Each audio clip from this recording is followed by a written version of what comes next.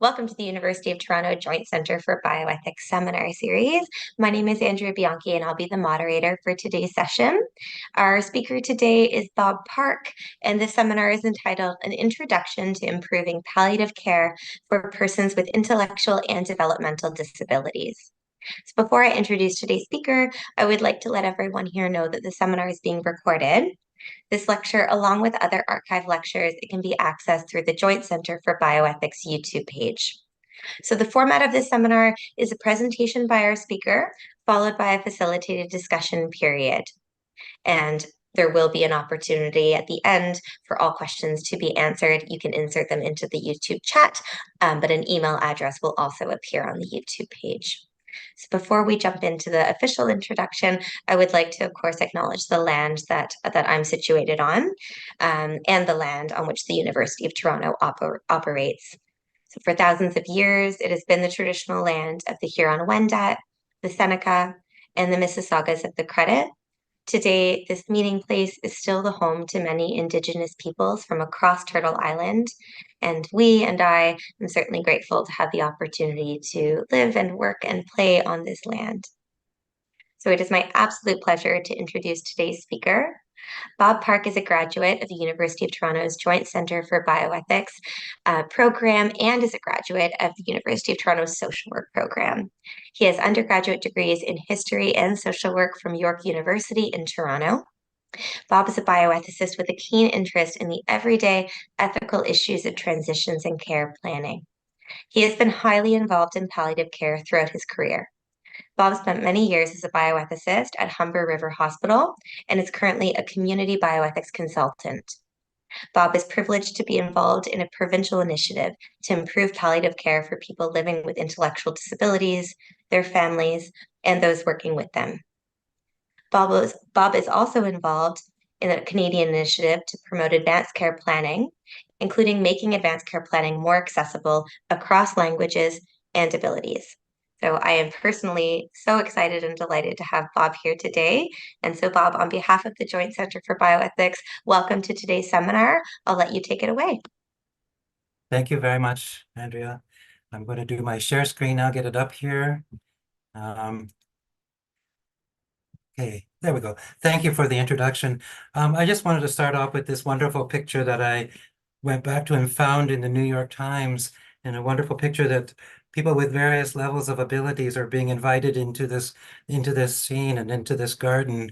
And what I'd like to do in the next few minutes is invite you into the work that we've been doing for the last number of years, as Andrea said in the introduction, an introduction to improving palliative care for people with intellectual disabilities. And we do use the abbreviation PWIDD because it's a mouthful sometimes to say people with intellectual and developmental disabilities. And I'm also very conscious of saying an introduction to, because in 40 minutes, 45 minutes, it's very hard to go over all of the things that we've done, what we've learned, and what we would like to focus on, because there's different parts of the sort of toolkit that we've learned and created that are worth their own presentations. And so I would like to just do an introduction for you. Just so it's said, I have no commercial interest. There's none to declare, no commercial support, and no conflicts of interest. As for my colleagues and myself, this work has been, dare I say it, 100% voluntary. As people say, what is it, at the sides of our desks, in amongst some of the other things that we do in our lives. I do also want to say, by the way, a big thank you to the JCB colleagues for allowing me to have this time to share what we're doing. It means a lot to me. I wanted to keep you guys abreast of what we're doing because, of course, I want to get some feedback from you, and maybe you would even like to join us as we do our work and move forward. What I'd like to share with you today, there are some outcomes. What I want to that we can acknowledge the distinct and complex palliative care needs of people with IDD, be aware of some of the tools that work best for this population across the continuum of care, identify the importance of collaborative practice between the developmental services sector and the healthcare team. So those are the three main learning objectives. I do want to say too that when I do this work, and I know my colleagues maybe they do it more implicitly, we're looking at our work through a dignity lens because certainly when we work with people with intellectual disabilities, we look at the dignity and worth of each person that we are working with. And we want to make sure that we can do the best together for the people we are working with. Also, as Mahogany very nicely reminds us of in her presentation she did a couple of months ago, this work lends itself very well to an ethics of care. We think about the voices of the oppressed. We think of people we think of the reciprocity in relationships that we have with people. Certainly, feminist ethics has a strong piece here because I believe very strongly, and it's highlighted in this work, that the people we work with, and I think largely for ourselves, we don't make decisions as autonomous islands. We make decisions together with others. We make decisions in relationship with others. And this is very true when we think about working with people who have intellectual disabilities. And of course, as we go through the presentation, maybe you can question, you can think about as you hear things, and I hope that you do, from a justice point of view, a fairness point of view, what do we owe people with intellectual and developmental disabilities? So there's my ethics lens that I want to always think of as in the background of what I'm talking about. Now, some challenges to our work. Certainly, one of them is the legal interpretation, particularly the Healthcare Consent Act in Ontario. And where I've had some specific challenges, and I want us to think about how do we nuance our approaches to the Healthcare Consent Act, because we've had people who have said, we're not going to let that trained worker into the hospital because they're not on the hierarchy of decision makers. And yet that person is often vital to the good outcome, to the best care for that person. And I do know that some hospitals, some of our colleagues have accommodated people who are trained workers. And I want to say kudos to you and my hat's off to you and want to encourage, those sorts of practices to allow people in. I was a bit challenged before about how some people were applying the Healthcare Consent Act, and I was reminded, I think it was Unity Health had a presentation with a lawyer present, and that lawyer said that we could have appealed to the Human Rights Code and say that there is a duty to accommodate. So, but we don't like to pull that out if we don't have to. With the population of people with intellectual disabilities, there's not a lot of evidence-based practice as there is in just general medicine, as you may be familiar with in the acute care settings. So there's best practices that we learn about that are emerging that we modify as we learn. So there's not a lot of evidence-based practice. So this is important to think about too. And then also language, because language varies across sectors. And I've had some, dialogues with some of our friends in the developmental sector, and I put in quotations code red. And I would imagine if those of us who work in a hospital and we're hearing code red, well, what does that mean? If there's a fire, we're going to have to think about, do we close doors? Do we isolate people? Do we move them? But in my colleagues in the developmental sector, code red is like a warning, and you may have to shut the building because there's a warning that something bad is going to happen. And so it has a different meaning. The other word that came up in our discussions is when a person was being transferred from the acute care setting back into the community, they didn't understand what a bolus was, in terms of how much medication you're giving and how it was being given. And so, because I think there's an assumption on the part of people in the healthcare sector that people in developmental sector are nurses, social workers are trained in clinical background, maybe doctors, maybe therapists, but most of them aren't. And I'm going to talk a little bit more about supported decision making, but sometimes we may think of it more like, oh, I support people, I care for people, I help them share, I do shared decision making, but it is more than that. So there are some issues related to language. And I'll also want to suggest to you that one of the important issues in the population that we're working with is that there is a fairly recent history of trauma. And that history of trauma results in a fear of institutions, a fear of being separated from families. It's not too long ago that Huronia closed and a few other places in Eastern Ontario and Western Ontario that they were closed a generation ago. And one of my colleagues, and I don't know if she's joined us now, Teresa, tells a story of a person who was came from a home or one of these residential settings, and it took them about 3 months to get them to agree to see a physician for something that would normally be fairly simple and certainly would help with their quality of life. And they had to do a lot of work to get them prepared to see the doctor. And so be mindful sometimes when we are working with people who might have come from an institution, and there are these big fears and being separated from families. So with that little bit of sort of ethics background and some challenges that I want to share with you, I now kind of want to shift into the background of our work. And what I wanted to start with is many of you might be familiar with some of these developmental disabilities. Many of us are familiar with people with Down syndrome, maybe Fragile X. Sometimes, people we may be familiar with those with Williams syndrome or cerebral palsy, and fetal alcohol syndrome, or fetal alcohol spectrum. But however, there are those who may be visible in terms of their disability and those who may not be so visible. Yet, what I wanted to say to you is we will and we do encounter these people in our work. Again, I want to say and share with you a little bit of information about prevalence. Even though the population is relatively small, some people will say we're around 2% of the population, but there is considerable variance because we don't always know who actually has a disability. Are people coming into hospitals and being recorded with disabilities? Not every registrant with Developmental Services Ontario might be recorded or known. And of course, people may live in the countryside, they may live in urban settings. So we don't have a really, really good handle on the prevalence. But nevertheless, it is a small percent. Yet, with that said, I want to make the point that I'm sure most of us who are in acute care settings have people in our hospitals who have intellectual and developmental disabilities. In my own former hospital at Humber, we had a number of group homes around the hospital. So, of course, when illnesses happened, they came into our hospital.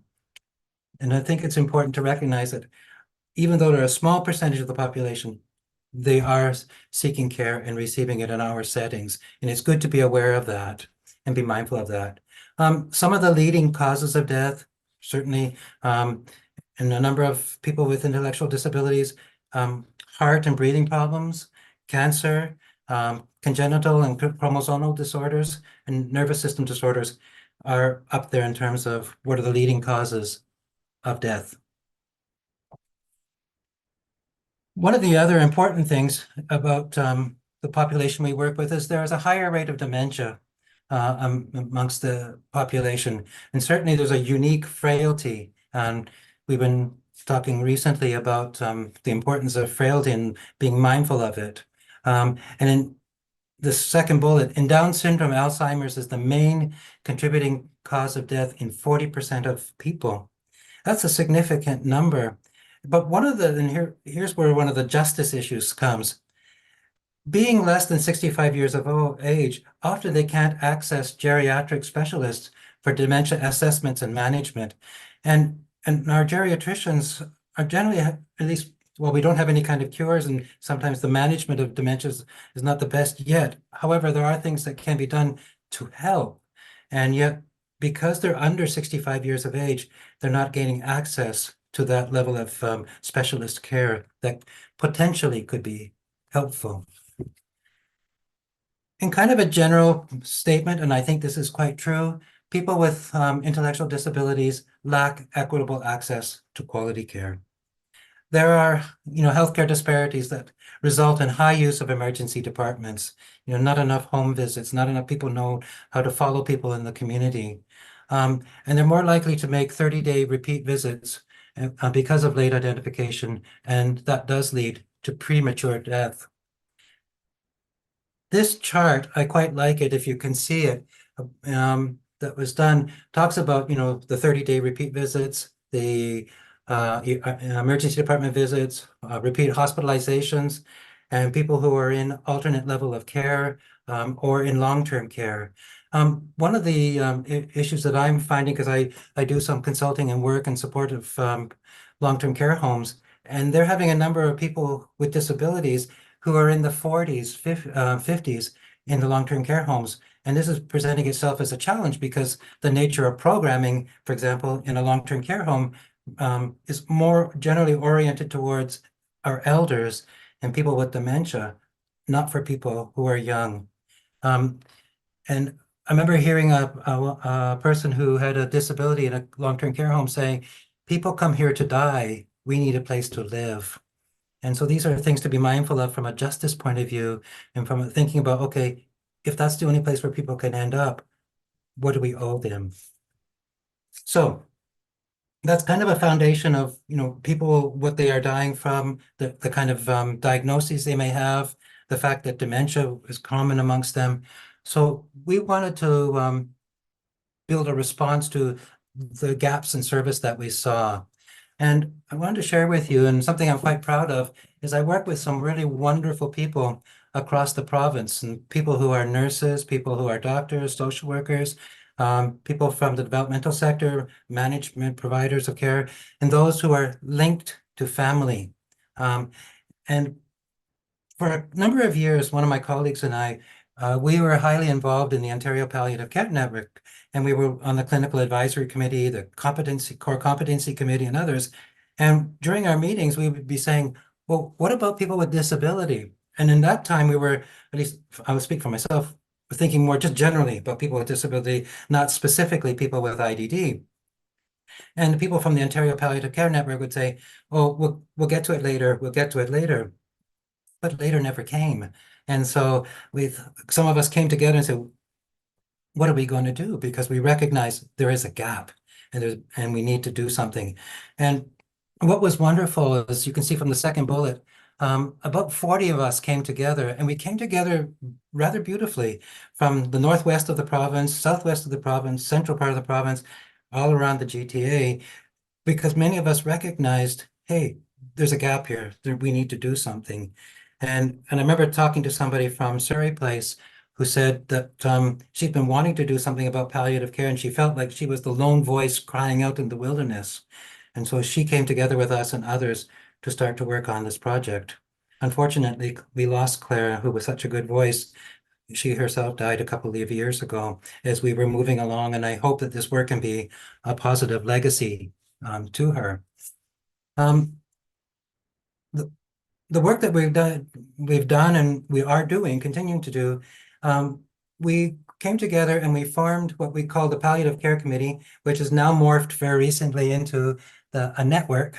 And we developed domains where each of us with our various abilities and professional abilities came together to look at, okay, what do we do about norms of practice? What do we do about conversations like advanced care planning? And what do we do about grief and bereavement? And of course, pharmacology, because medications that are given may vary and dosages may vary and outcomes may vary with those medications with people with IDD, different than those in the general population. We looked at care pathways, and we were looking at alignment with what's being done, for example, with Ontario Palliative Care Network. And then, of course, we're looking at a metrics to measure our work. And I would say, and I'm very proud of my colleagues for the work that they have done and we are doing together. To create the toolkit that we are working on, we did go and look for, what is the evidence, what are the foundational documents that we want to work with. And certainly, as you can see here, we've worked with Ontario Palliative Care Network. We've worked with we looked at the European Association to see what they're doing. And places like Surrey Place to see, is there anything that we can learn from them? And then when we were reviewing, literature, we came together to make recommendations around what do we think would work best.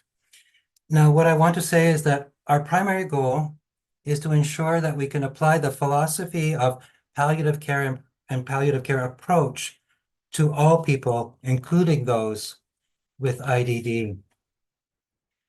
Those of you who are clinical and familiar with the results, I'll send them to Bob's iPhone. Yep. My Siri just spoke to me. Here's what I found. Those of you who are familiar with palliative care would know in palliative care approach, would know this sort of illustration of the philosophy of palliative care. And we certainly want to have this for people with intellectual disabilities. We want to have earlier identification, earlier engagement. We also want to look at how do we support people with, and including those who live with them in group homes with anticipatory grief, and how do we help afterwards after the person has died and with bereavement. And we have some colleagues who've been working in that and are doing some marvelous work. I want to share with you some of the tools that we have identified. However, my intention here is not to go into the tools in any kind of depth, but just actually to make you aware that, we've identified some tools that are helpful in highlighting, how to identify people with frailty, cancers, lung problems, etc., at an earlier time in their illness trajectory. And this was one of them, Speak for All at the University of Edinburgh. And those of you who want to know more about specific tools, you can take a picture of this and then go Google the site so you can see it. These are some of the tools that we feel work best with our population. Again, those of you who come from a clinical background, many of you would be familiar with the gold standard framework.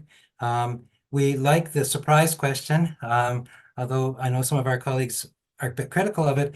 However, one of the wonderful things about the surprise question, would you be surprised if the patient were to die in the next year? Almost anybody can work with that question.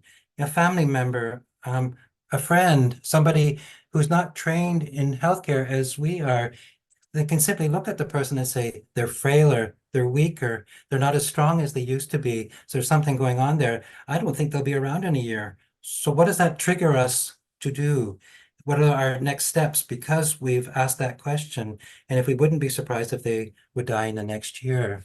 So what care do we owe them? And when do we begin? So we like this tool. The primary care of Surrey Place, they have a help tool, which can give some guidance about how to communicate with people with intellectual disabilities, and highlights the fact that people may be more dependent on their environments. And it also speaks to traumatic life experiences. So this is also quite a good tool.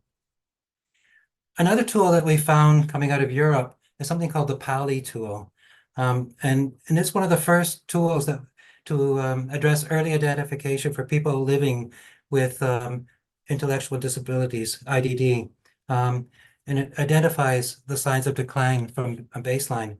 Now, one of the things that we like about it is that it helps to inform a translation to the Palliative Performance Scale. Many of you in clinical settings are familiar with the PPS, and unfortunately, the PPS, the Palliative Performance Scale, doesn't easily apply to people with developmental disabilities because they may be frailer, activity levels cognitively and physical may be different, whereas this tool helps. And again, you can click on the link to where you can find it. We believe that it is a good tool to help begin the assessments for what people might need. And therefore, when we have to make referrals to other agencies, it makes something that's translatable. Because if we're contacting, home care, they're familiar with I think it's the common referral form for palliative care, but how you translate that for somebody with a disability. I wanted to, touch bases and share some tools for care planning, and something that it's been important to my ethics practice for many years. I'll share with you in a slide in just a moment that care planning requires devices and persons. And by the way, and I have this here, the T-shirt, not being able to speak is not the same as not having anything to say. And we know this very well from folks who may be deaf-blind. I was reminded by somebody who does deaf-blind translation engagement that these people are as capable as you and I are, but they just need to have the right people to help them. On this picture, you can see that I have an image of a pocket talker, and one of the concerns and issues for people with intellectual disabilities is often there's a high rate of hearing challenges. And so if you don't hear well, you don't respond well. If you don't respond well, you get labeled as incapable. And so if we can bridge even the hearing gap, that's an important thing. And devices for sure are extremely helpful in ensuring or facilitating communication. One of the other things that I've learned from my colleagues, like Tracy, is the need for interpreters to be part of the team. Those who know the person with IDD and who can understand the person's micro communication. Be curious if I was with you in person, I'd ask you, what does that mean, micro communication? But I'll share a story with you to highlight this. And you may wonder, why does Bob have an image with a lamp and tassels on the lamp? And this just comes from a story of a resident of a group home who, whenever they would get up and they would start to stroke the tassels on the lamp. They would be soothing themselves with that by doing that. And people didn't know what they were doing. This was strange behavior. But somebody came in who understood what it was that that person was doing by stroking the tassels. And what they found out was the person did that whenever they were in pain. This is with their way of communicating pain, and they got comfort from stroking the tassels.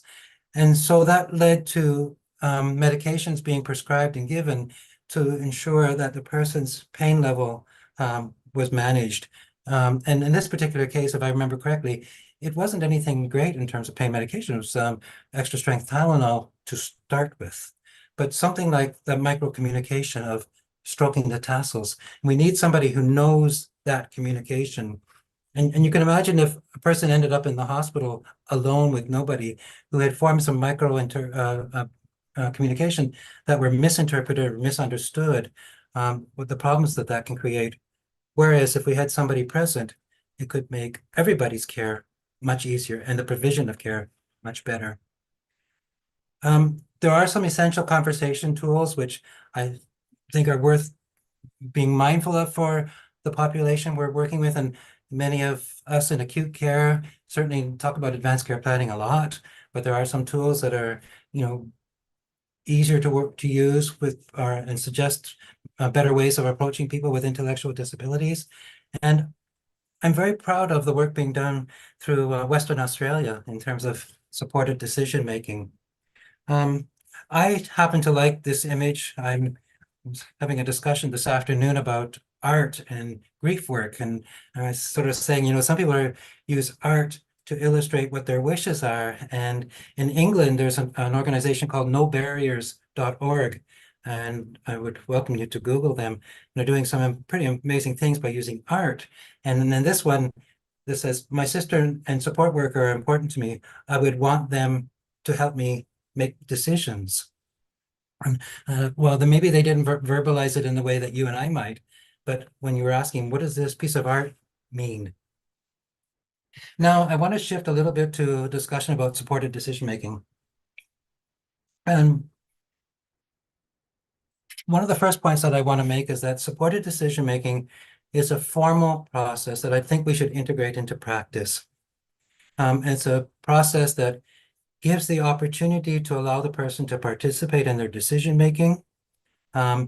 And it also helps to realize some of the elements of the United Nations Convention on the Rights of Persons with Disabilities. They have one of the statements within that convention was about the ability to participate in their own decision making in the laws that affect them and that they want to affect.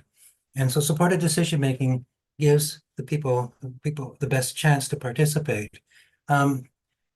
Ideally, there's a couple outcomes with supported decision making. One is that with the right tools and persons, the person actually may be capable to consent to treatment planning, to diagnostics and care.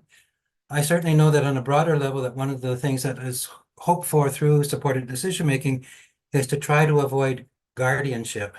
And so that's been very important. Kind of lastly, another point about supported decision making, even if people are not able to consent, we may be able to get them to cooperate with treatment plans, which is important to all involved in the process of care. Because I have an image of blood being taken. I mean, if a person just kind of approached you and pulled out the needle and was going to stick it in your arm, if you didn't know what was happening, you could be scared and you could have a negative response. And even if you didn't actually sort of consent, by putting your arm out and offering it, at least if you understood and why that was being done and you cooperated with it, then it potentially is helping towards the best treatment for that person. Or oftentimes I think too, if somebody has to go out for X-rays or CT scans, how might we prepare them so that they can cooperate with the diagnostics and treatment that is necessary? This is an image of a tool of supported decision-making tool, again, from Western Australia's individualized services. You can click on below or take a picture of below, and if you want to learn more about it. When we were doing a presentation at the Hospice Palliative Care Ontario, there was one of the physicians in the audience said that this tool would work well for people who have dementia, because it does things like, okay, let's be clear about the decision. That's fundamental. And who are the right people to assist? Is it family member? Is it a substitute decision maker? Is it a trained worker? What's the right way to approach the decision? Is it technology? Is it words? Is it symbols? And how do we help that person sort of weigh up the decision that has to be made? And then how do we come back to them and review what has been planned? I also want to give a shout out to the Iris Institute in Toronto. Some of you may know the Iris Institute. Dr. Michael Bach and others there are doing some really good work on supported decision making, and around the world, and I think they're worth getting to know. For a little while, I think in Ontario, we had some challenges with the language of supported decision making within the Healthcare Consent Act, and so there was a sort of a reticence to allow it to be integrated into legal practice and therefore healthcare practice. But if you're in provinces like Alberta, British Columbia, there is language in law about supported decision making. Although I do have some challenges because I think there's issues related to how we actually operationalize supported decision making, and I'm not quite sure if the laws are aligned in Alberta or British Columbia. But I admire that they have laws that speak to it, and I'm grateful for that. The slide that I have here that I just wanted to point out to you, one of the things that we have believed to be very important for the best outcome in the work that we're doing with people who have an intellectual disability is that it should be a collaborative work. And as you can see, it should be a collaborative work that has folks from the developmental services involved, people from the palliative care specialized services, and people from primary care. And when all of them can converge, we're going to get the best outcome. One of our other colleagues, Frances, tells a story, and she's called the story "Mary is Still Mary." And Mary was in a acute care setting, and she had a prognosis which was palliative, and there were concerns about sending her back to her group home because people in the group home didn't know how to care for Mary, and even the other residents who lived there. And so there was a team who went into the group home, and they worked with the residents who were there, they worked with the staff, and they prepared them before Mary came back into the group home. And the wonderful thing about this story is that, Mary wanted to go back to her home, back to the people who knew her. And because of this collaboration between these three sectors, that returning back home was possible, although it took a little bit of work. And when Mary, and by the way, that's a made-up name, did return home, some of the people in the home said, Mary is still Mary. She wasn't this sick object, this sick being, but Mary was still Mary. And so collectively, she had people who cared about her, who were almost like family to her, and then she had the care she needed in that home. But it was successful because people came together. I think I'm doing okay in terms of timing, so I'm great because I was telling my wonderful friends that as I approach 40 minutes to give me a warning because I wanted to have some opportunity for questions and thoughts as we move along. So kind of wanted to summarize what I've been saying over the last little while. So improving palliative care for people with intellectual disabilities is an ethical endeavor from macro to micro level. It is important from an ethics point of view. And while they are a small part of the population, we have a disproportionate number of people with IDD needing care in the community, who are experiencing dementia and other stages, and other end stage diseases at an earlier age, like heart failure, for example, and who end up in hospital. They're dying at younger age, and they need and should have access to palliative care and palliative care approach. Very important to think about palliative care approach. There are tools which work best with the population. And for the current tools like the palliative performance scale and so on, if that's all that's available to you at present, use them critically and take a critical perspective if you're working with people who, with IDD who may need palliative care. Collaborative work with the IDD sector will be optimize the best care for all, palliative engagement, planning. Because when, just like the general population, it's not about just caring at that episode of care, it's planning for care, planning for what might be the transitions in care and where best would that care be received. And lastly, just as with most of us, wouldn't it be nice if we could choose care in a setting where we are known, in a setting where we are cared about? And I kind of like this image in the lower right-hand corner, because in this particular setting, there's a dog and, it's a home-like setting. And so the person is known and cared about there. So I managed to do it, I think, within 40 minutes or 39 minutes. There's time for some discussion, and I'm going to just one last thing before we move into the discussion. Since my homage to Valentine's Day, since this is February the 14th, I want to offer to each and every one of you a heartfelt thank you for all you do to help others. And if you're interested in the work that we are doing, we are a network, and we'd like to engage you and have you come in if you wish. My email is there, or I think Andrea and Terry would highlight the fact that or pardon me, there's an email you guys can contact the JCB, and then they can contact me as well. So I will stop sharing my screen, and hopefully you have easy questions to start with. Thank you so much, Bob. That was a wonderful presentation. Certainly highlighting all of the wonderful work that you and others are doing. So thank you for sharing all of your insights and expertise with us. It is so appreciated. And for everyone here, of course, it is time for questions and discussions. So if you have a question, if you haven't already, please feel free to put it into the YouTube chat. But if you aren't logged into YouTube or you wish to ask a question anonymously, then feel free to send your question to jcb.ea@utoronto.ca. And this email address has already been posted in the chat, so those of you who are here have probably seen it, but just highlighting that certainly. And so we can kick things off then. And I think that this is a question that, just given my understanding of your expertise and your areas of focus, Bob, you'll certainly be able to, it is certainly an easy question to your point to respond to. And that's just really around commencing advanced care planning for a person with IDD, and at what point in a person's disease trajectory or condition trajectory do you recommend commencing it?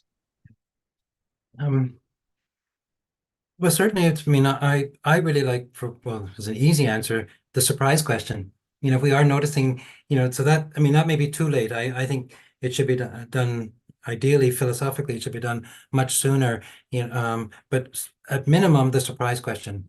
And if you're thinking that this person's not going to be around in a year, we have some work to do on a number of issues, and that can include things like do we start, with the EDITH protocol and start getting that in place, the expected death in the home protocol, which could include, completion of the do not resuscitate confirmation form, and as well as even other things like funeral arrangements, etc. So, there are some pieces. But ideally, in palliative care and palliative approach, when somebody is getting a diagnosis of a life-limiting illness, that's almost the ideal place to begin. And as that illustration showed, at the beginning, palliative care is only minimally involved. It might be, we're here, this is the ideal situation. We're on the journey with you. We may encourage you to think about advanced care planning. And we know that advanced care planning is an iterative process. It's something you have to do over time, maybe introduce the subject. But then so it begins early. But the other thing for me, and when we think of people with intellectual disabilities, is think about, let's say, supported decision making. Who needs to be involved? And so one of the questions is, okay, I think this person may be able to participate in decision making, but maybe they're not verbal or they have other ways of expressing themselves. Who knows them well? So that's the other thing we have to identify is the who is best in this person's advanced care planning, or what modalities are best. And so um, so there is this who question, whereas if it's you and I in our doctor's offices, and the doctor would say, you need to start thinking about advanced care planning. Well, perhaps it's easier for us, but if the other layer is the who and the how, and supported decision making, I think can be important. I also think from my own particular work in acute care hospitals too, do get a history from the place where the person is living. They may be living at home with family, or they may be in a home, and if they're in that home, get some history from that person and from people who work in the home about the person. And who and how they make their decisions so that they can have an opportunity to participate. There's, gosh, many stories to tell about people who got mad one day, one person who got mad one day and said, let me choose my own pizza topping because everybody else was choosing their pizza topping for them. Well, if they got mad about that, well, okay, maybe there's an opportunity when it comes to healthcare decisions to open up in simple ways, would you like to see a doctor? Who would you like with you? Just start those conversations and then use the right tools. But I think early is always best. One of the goals of advanced care planning, just in general, is to avoid crisis decisions. And we'd hate to be, for any population, making crisis decisions if they can be avoided. And also, I think it's important, like that piece of art that I showed you. Who would you like to be involved with you in terms of the decision making? And that person put my two sisters and my caseworker. So finding out who they would like to have involved is also quite important. And this will be a journey that you can start, hopefully, as early as possible. Thank you so much for sharing your insights. It certainly sounds like there's, yeah, early as possible, and then there's there's kind of the right way of going about it and thinking through and using the wonderful tools that you've presented. Um, Someone actually asked, just in relation to the tools, actually, have you encountered any tools? So it's kind of a combination of two questions that I'm doing here, Bob, but the question is if you've encountered any tools that may be helpful for children with IDD. But then that person actually says, and this is where another question comes in, the tool for supported decision making may be useful. Another question is, can you elaborate on supported decision making? Ooh. So, yeah, so maybe you can share a little bit about how supported decision making might be helpful for children with IDD, and of course, thinking about palliative care. Just as a resource, by the way, I will point you back to Surrey Place and their primary care department. There's a website, and I would Google it because they have some really, really terrific resources in terms of essential conversations. And hopefully we'll have some in our modules and toolkit that we will present.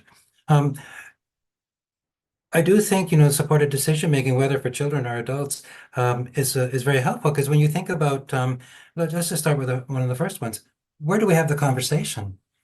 Whatever the important conversation is. And if it's a noisy place and busy and there's distractions, that's not good for any of us. So if we could, maybe the young person, there's a place they find a little bit of serenity and some quiet, and find out where they like to be. Even in a busy urban center like Toronto, there may be quiet places. I remember some years ago, being out in the street, and there was a patient and we were sitting by the street and it was quite noisy, and how can we have important discussions there? So it was like, where do we move to? So that was one of the first things. And so the where, and then of course being clear about the decision that was being made. Even the supported decision-making tool from Australia, they looked at it even from a point of view of a family having a vacation and including the person in planning for the vacation and using supported decision-making for something that was helpful.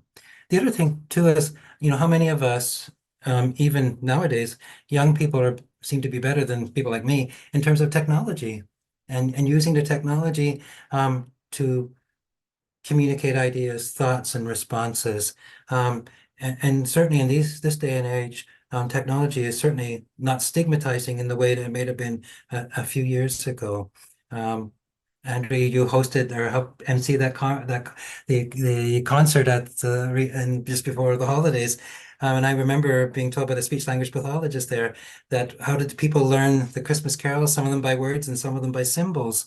Well, so I guess one of the other things in terms of our healthcare planning with a person is how do they learn? Is it by symbols? Is it by words? And so can we identify that? And supported decision making, I think, can help with that. And lastly, too, just as a, not being too brief, do check out the Iris Institute. They have some really tremendous resources. But there is a point of coming back to people. What did you understand? Are you okay with what we're doing? Do you want to move forward? Sort of checking back in, just to make sure that we can move forward together. I think the important lesson for me is that we're journeying together. We're in a relational autonomy. It's relational autonomy, and we're doing things together to affect a best outcome. Much to be said about supported decision making, and that's worth a presentation in and of itself.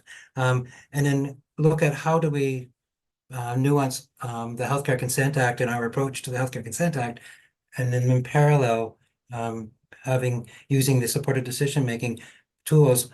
Hopefully, the person can be capable to make their decisions. Thank Thank you you for so much. that. And I'm looking forward to further dialogue, please. If you guys wish to have further dialogue, I'm so open to what I can't answer today. I'll do my best to answer, or my colleagues are, especially some of my colleagues who are skilled on the tools for assessments. They are wonderful people to have contact with. Well, that's wonderful. Thank you so much, Bob. Someone's commenting, and I think it feeds nicely into you speaking about the importance of interdisciplinary approaches. And you commented on acute care settings, collaborating with those in the community, and vice versa. And the comment that came in is that there is sometimes a struggle to support those with IDD in their homes. Yes, If those in the homes may not actually be open to receiving care from yes. maybe external wonderful sources of support. And it kind of speaks to, so if you could comment on that and vice versa about your experiences in hospital and you speaking to some of the tensions there that existed. But yet there's this need for interdisciplinary approaches. Let me answer the second question first, and God willing, I don't forget the first one. But when I was uh, leaving the hospital a few years ago, we had a person came in from a group home, and the physician didn't know how to treat that particular person, and I'm grateful for the physician making a referral for me to be involved. And when I got involved with this particular case, I contacted the group home because the person, unfortunately, like a lot of people with IDD, are estranged from their families, separated from their families. And it seems to be public guardian and trustee is the decision maker for many of them. I got a little bit of the person's social story, which was so remarkable to me. And I found out that this person liked disabled sailing. He was involved in baseball, liked going to baseball games. And when they were well, they liked to participate in cooking. And so I was able to put together a bit of a social story for this person to show that they had a quality of life. And when I showed and wrote about the quality of life, it sadly, and it shouldn't have, but it changed the trajectory of care from the healthcare team. And with the goal that, okay, let's try to get them back to that quality of life again, if we could do that. The other thing about this particular group home too, they were wonderfully supportive of this particular person. One of the things that we learned in our work from the sort of transition from group home to, let's say, emergency department and being admitted in the hospital is the importance of, and the language that I will use, and some of my colleagues use it differently, the importance of social stories. getting to know who the person is. And the social story where I told you earlier was of a person who liked disabled sailing, like to go to baseball games, etc. Um, One of our colleagues had a person who was quite involved in like the Olympics for people with disabilities, and she said make sure that the trophies are around that person, because otherwise you might be making a negative connotation about that person and their abilities based on what you see there. Now, so there are tensions in terms of, and I remember last year when I was doing a presentation for medical rounds at the hospital, one of the doctors said to me, we don't really know people with intellectual disabilities. One of the benefits would actually be to have somebody co-present who's willing to present with you, who has a disability, and so that we can get to know them better. And I thought, that would be interesting. And I do know that one of my colleagues in this project, he actually does do that. Now, the tension. I'm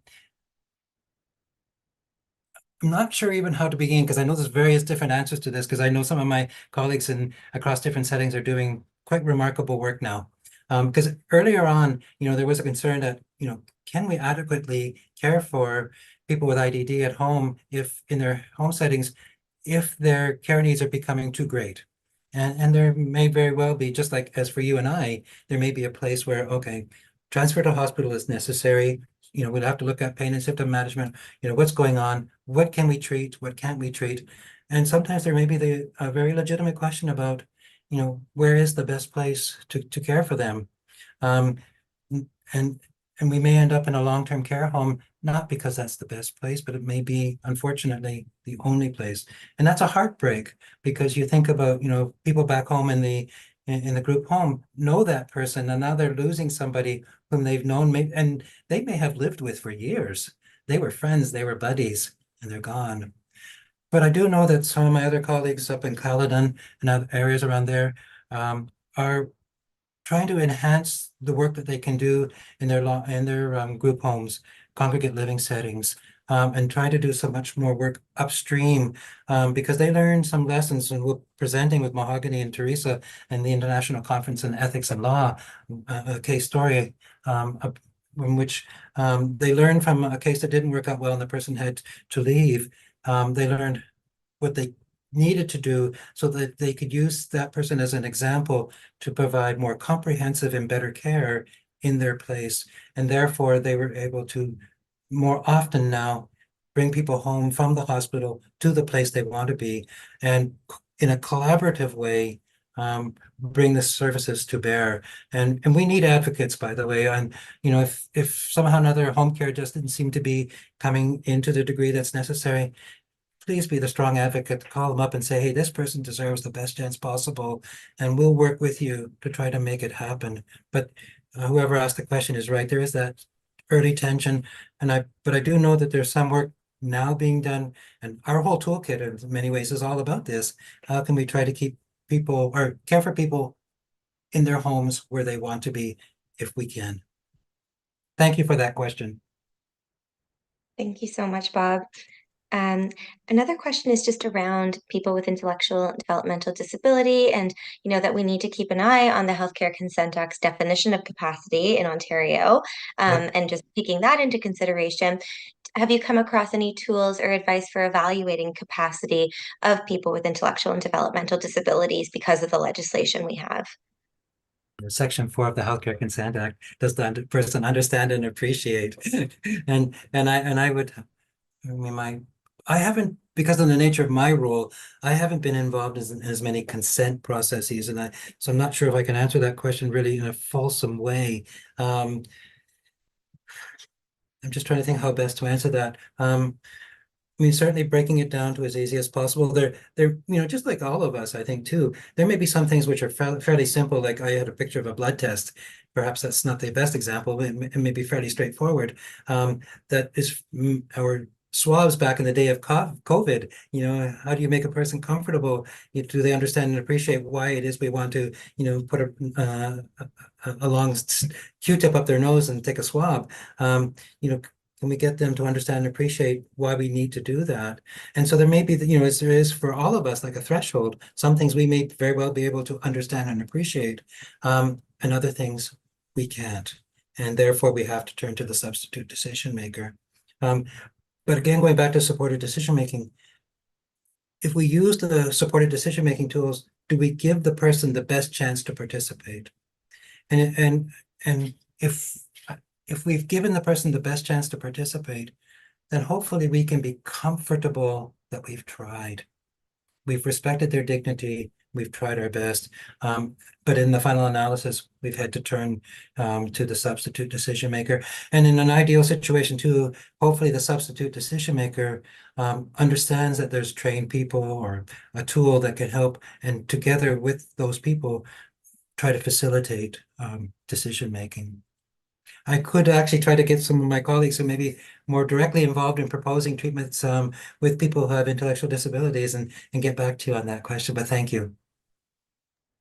Thank you so much. I think that was a perfect response and a perfect conclusion for today's seminar, because of all of that response really did encompass and putting that person first, allowing people to have the best opportunity to contribute to decisions that'll influence them, which is such a wonderful takeaway message. So thank you so much for that. And just to note, Bob, that the thank yous have been coming in through the YouTube channel, certainly. So thank you so much for the presentation.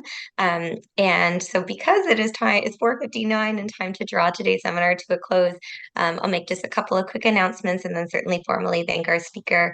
So just to note that our next seminar will take place on next week, actually, featuring Dr. Michael Gordon, and he'll be discussing late-stage dementia, providing comfort, compassion, and care, clinical and ethical issues.